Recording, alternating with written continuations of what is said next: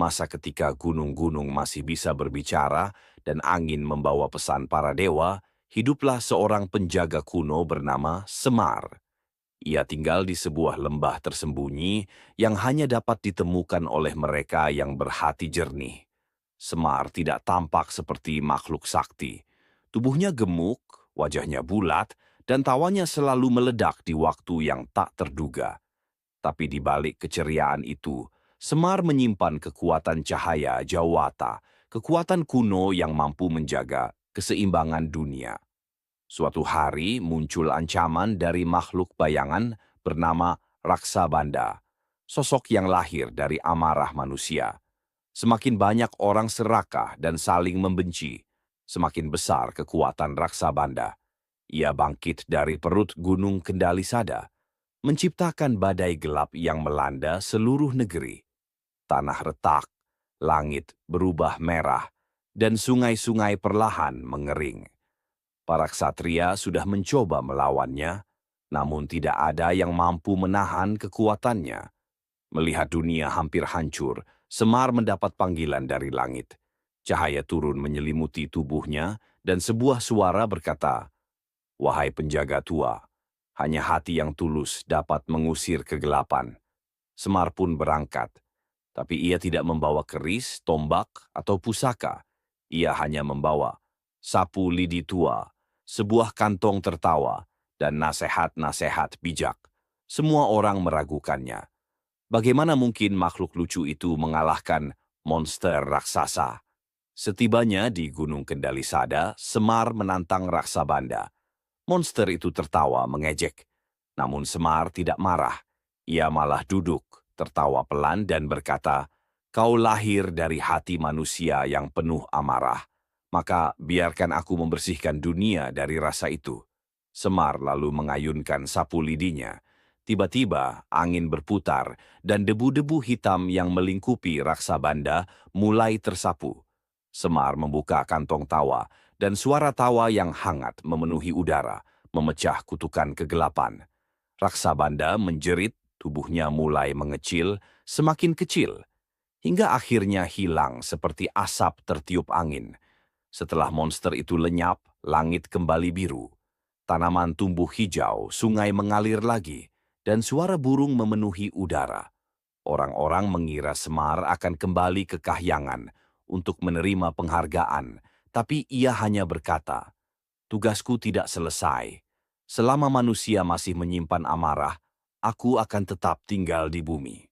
Ia berjalan kembali ke desa, menyamar lagi sebagai rakyat kecil, menemani para ksatria dan terus menjaga manusia agar tidak terjerumus pada kegelapan.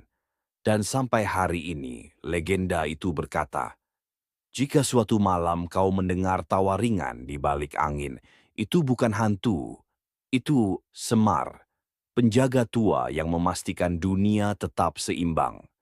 Setelah mengalahkan Raksabanda dan memulihkan keseimbangan alam, Semar kembali ke kehidupannya sebagai rakyat biasa. Ia tinggal di sebuah desa kecil bernama Manjing Wangi, tempat orang-orang hidup sederhana namun penuh kehangatan. Meski demikian, cahaya dari tubuh Semar tidak pernah benar-benar padam. Ada aura lembut yang selalu menyertai setiap langkahnya. Namun, kedamaian tidak bertahan lama. Jauh di timur, di balik pegunungan tinggi dan hutan lebat, kekuatan gelap mulai bangkit kembali, jauh lebih tua dan lebih kuat daripada Raksabanda.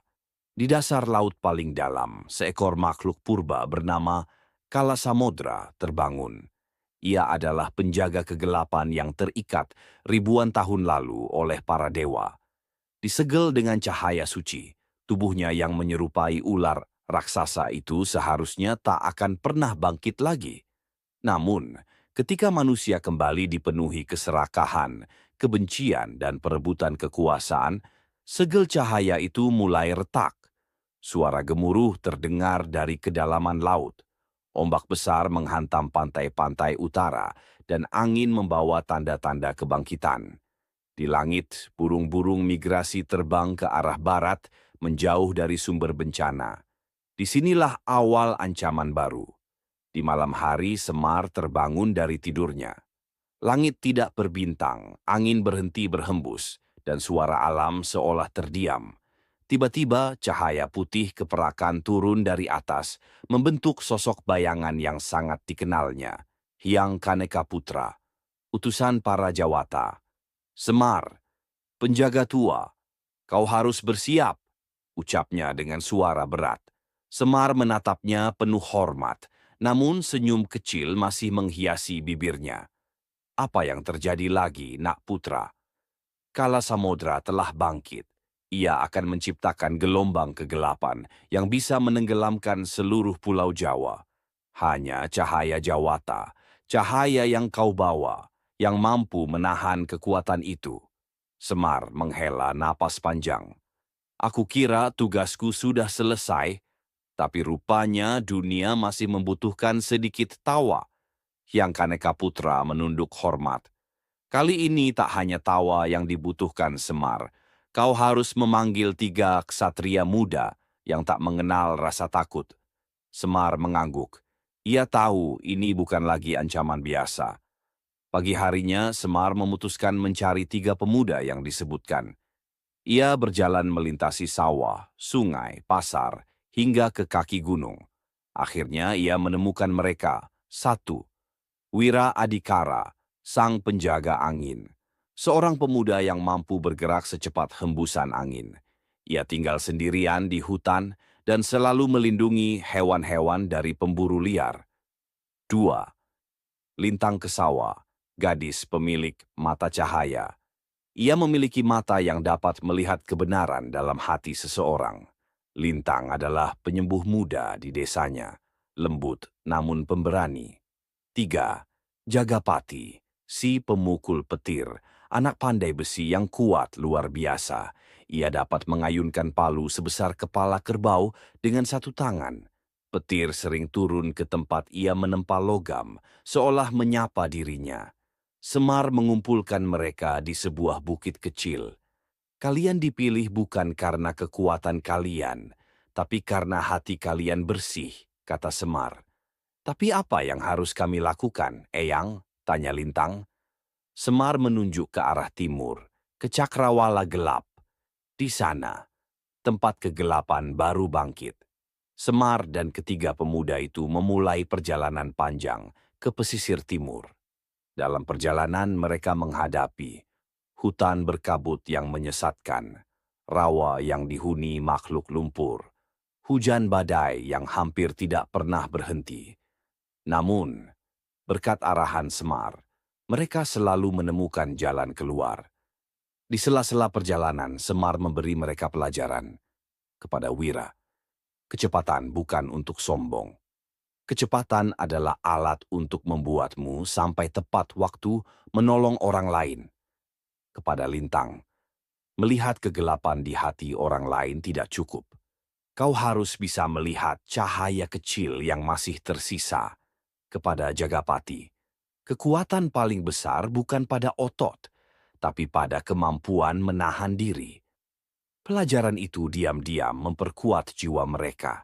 Setelah berminggu-minggu perjalanan, mereka tiba di pesisir timur. Langit gelap seperti malam, meski matahari masih ada. Ombak tingginya sampai menyentuh bukit-bukit karang. Di tengah lautan, bayangan besar menggeliat. Kala Samodra telah terbangun sepenuhnya. Tubuhnya seperti naga laut raksasa, dengan mata merah menyala dan sisik hitam sebesar perahu. Suaranya menggetarkan bumi. Akhirnya, cahaya kecil itu datang, geramnya sambil menatap Semar. Wira, Lintang, dan Jagapati ketakutan. Tapi Semar berdiri di depan mereka, memegang sapu lidinya. Kau boleh sebesar gunung, tapi kegelapanmu tetap bisa dibersihkan. Kala Samodra mengayunkan ekornya, menciptakan gelombang raksasa yang hampir menghantam pantai. Namun sebelum gelombang itu tiba, Semar membuka kantong tawa. Suara tawa, hangat, murni, dan jujur, bergema di udara. Gelombang berhenti sesaat, air laut seperti membeku. Kala Samodra mengerang. Tidak, cahaya itu. Semar memerintahkan ketiga pemuda itu. Sekarang, Tunjukkan hati kalian. Wira melesat cepat, memotong angin, hingga membuat pusaran udara yang melemahkan kegelapan. Lintang memusatkan cahaya matanya, menembus kabut hitam yang menyelubungi monster itu. Jagapati menghantam tanah dengan palunya, memanggil kilat yang membantu memecah kulit luar Kala Samodra. Namun monster itu terlalu kuat. Tubuhnya tidak hancur, malah semakin besar. Semar sadar, kekuatan mereka saja tidak cukup. Ia menancapkan sapu lidinya ke tanah dan menutup kedua matanya. Tubuh Semar mulai memancarkan cahaya putih yang sangat terang. Semakin terang, hingga bahkan matahari pun tampak kalah. Semar berubah menjadi sosok sejatinya. Hyang Ismaya, penjaga cahaya kuno. Kala Samodra terdiam. Ismaya, kau kembali menggunakan wujud itu? Semar tersenyum kecil. Sebelumnya aku menjaga manusia, sekarang aku menjaga dunia. Dengan satu tepukan tangan, cahaya meluncur seperti gelombang, menghantam Kala Samodra, menghancurkan kegelapannya, hingga tubuh raksasanya perlahan berubah menjadi debu cahaya dan hilang di tengah lautan. Setelah itu, Semar tidak pernah terlihat lagi di pesisir timur. Beberapa orang berkata ia kembali ke desa. Beberapa percaya ia kembali ke dunia Jawata. Yang lain berkata ia masih berjalan-jalan di tengah rakyat kecil, menebarkan tawa dan nasihat bijaknya. Namun satu hal pasti.